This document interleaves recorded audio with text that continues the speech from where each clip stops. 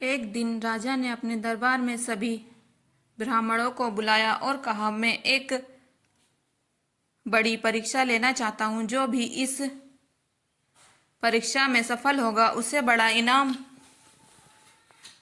मिलेगा। सभी ब्राह्मणों ने शाही पुरस्कार की उम्मीद थी, लेकिन राजा की परीक्षा का तरीका बहुत अजीब था। उसने सभी ब्राह्मणों से कहा कि वे उसे कुछ ऐसा बताए जो उसे पूरी तरह से समझ में आ जाए और उसे परेशान ना करे। चतुर ब्राह्मण ने सोचा और फिर राजा के पास गया। उसने कहा, महाराज, मैं एक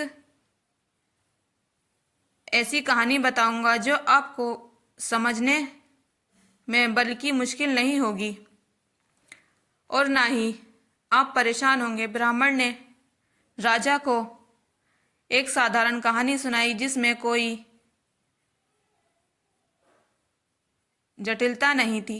राजा को कहानी समझ में आई और वह खुश हुआ। चतुर ब्राह्मण ने राजा को समझाया कि कभी भी अपनी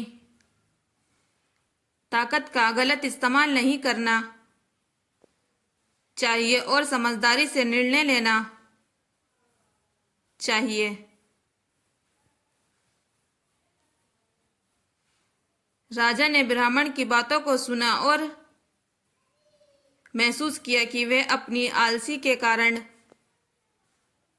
राज्य की भलाई के लिए कुछ नहीं कर रहा था। इसके बाद राजा ने